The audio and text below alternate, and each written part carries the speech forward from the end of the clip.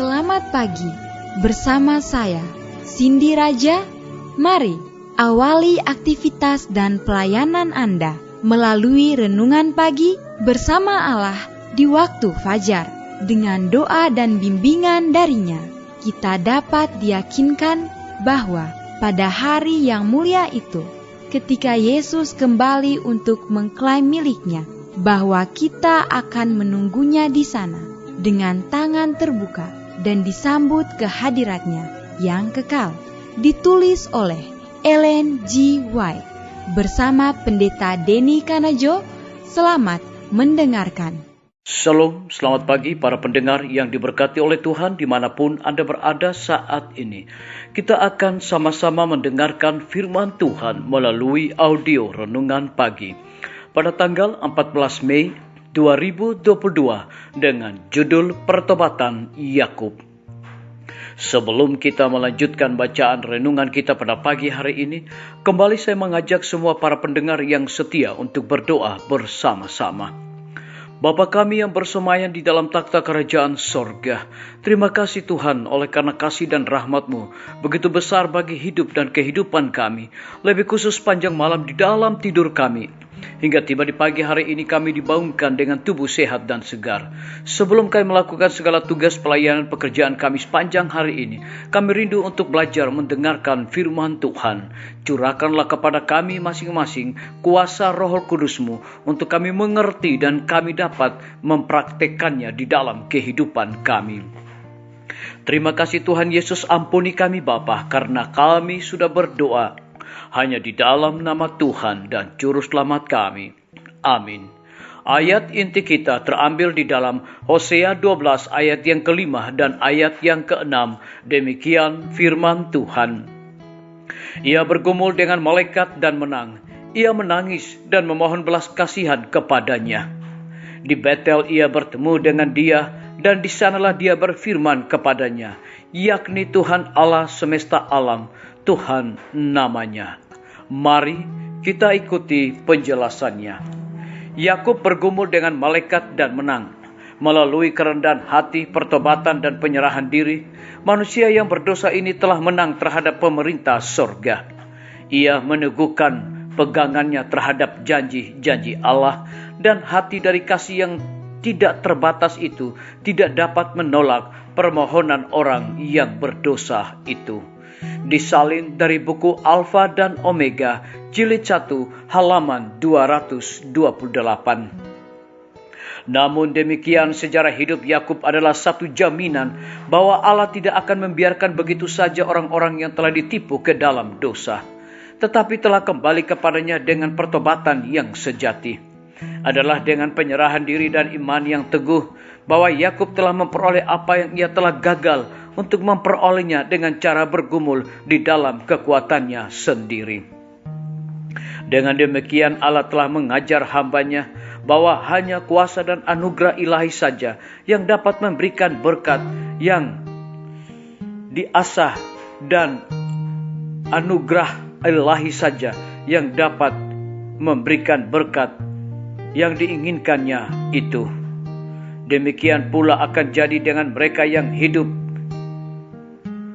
dalam zaman akhir. Apabila bahaya-bahaya mengelilingi mereka dan rasa putus asa mencekam jiwa mereka, mereka harus bergantung hanya kepada jasa-jasa penebusan itu. Dengan diri kita sendiri, kita tidak dapat berbuat apa-apa di dalam keadaan kita yang tidak berdaya dan tidak layak. Kita harus berharap di dalam jasa-jasa Juru Selamat yang telah tersalib dan telah bangkit lagi. Tidak seorang pun akan binasa bila mana mereka berbuat hal ini. Catatan yang panjang dan gelap tentang segala kejahatan kita ada di hadapan mata Allah. Catatan itu lengkap. Tidak ada satupun dari pelanggaran-pelanggaran kita yang terlupakan. Tetapi Ia yang telah mendengar seruan daripada hamba-Nya di zaman dulu itu akan mendengar doa yang disertai iman, dan Ia akan mengampuni pelanggaran-pelanggaran kita. Ia telah berjanji dan Ia akan menggenapi firman-Nya itu. Yakub telah beroleh kemenangan oleh karena ia mempunyai ketabahan dan tekad. Pengalamannya itu menyaksikan kuasa dari doa yang tekun. Sekaranglah waktunya di mana kita harus mempelajari doa yang menang dan iman yang tidak pernah menyerah. Disalin dari buku Alfa dan Omega, jilid 1, halaman 232. Biarlah pembacaan renungan kita saat ini akan menjadi berkat bagi kita semua. Mari kita tunduk kepala dan kita berdoa. Bapa di sorga, terima kasih Tuhan Yesus oleh karena firman-Mu di pagi hari ini memberikan kekuatan, semangat dan berkat bagi masing-masing kami. Lebih khusus memberikan penekanan kepada kami. Yakub bergumul dengan malaikat dan menang. Terpujilah nama Tuhan.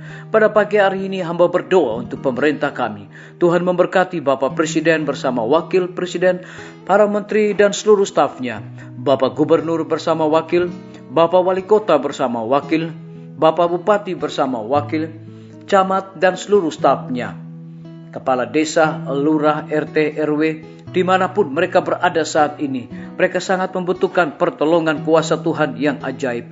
Curahkan hikmat dan pengetahuan sorga agar mereka dapat menjalankan roda pemerintahan di tengah-tengah pandemi saat ini, boleh sesuai dengan amanat dan titah Tuhan sendiri. Kami juga menyerahkan para tim medis. Tuhan berkati dokter, perawat, bidan, semua para pekerja kesehatan yang sedang melayani di rumah sakit bahkan puskesmas. Curahkan hikmat dan pengetahuan sorga selalu kepada mereka. Terlebih kami berdoa untuk kelanjutan pembangunan rumah sakit Advent Palangkaraya. Kiranya Tuhan berkati semua para donatur, berkati semua panitia, para tukang, terlebih Dr. Raymond yang Tuhan telah percayakan untuk memimpin rumah sakit Advent Palangkaraya. Kami juga berdoa Tuhan memberkati akan pimpinan-pimpinan organisasi gereja Tuhan dari tingkat yang tertinggi sampai kepada gembala jemaat. Dimanapun mereka berada saat ini, mereka juga membutuhkan kuasa Roh Kudus di dalam pelayanan mereka. Kami berdoa untuk KKR-KKR yang sedang berlangsung dan juga belajar Alkitab interaktif online. Tuhan berkati semua pembicara. Kami juga berdoa untuk lembaga pendidikan, berkati guru-guru, kepala sekolah dan setiap siswa. Biarlah hikmat pengetahuan sorga Tuhan curahkan kepada guru-guru agar dapat mendidik anak-anak untuk memiliki karakter Yesus Kristus. Kami menyerahkan TNI, Polri, PNS, wira swasta, petani, pedagang, nelayan, ojek online, dan saudara-saudara kami yang ada di dalam penjara. Tuhan lindungi dan pelihara mereka selalu. Kami juga berdoa untuk para pendengar yang setia yang berulang tahun saat ini. Dengan bertambahnya usia yang Tuhan percayakan dalam hidup mereka, mereka selalu bersyukur dan melayani Tuhan senantiasa. Yang berada di dalam kebimbangan ketidakpastian hidup, Tuhan berikan iman yang teguh untuk mereka terus berharap bersandar kepada Tuhan Yesus. Terima kasih Bapa yang baik, ampuni kami Tuhan, karena kami sudah berdoa hanya di dalam nama Tuhan dan Juru Selamat kami. Amin. Sampai jumpa. Tuhan Yesus memberkati kita semua.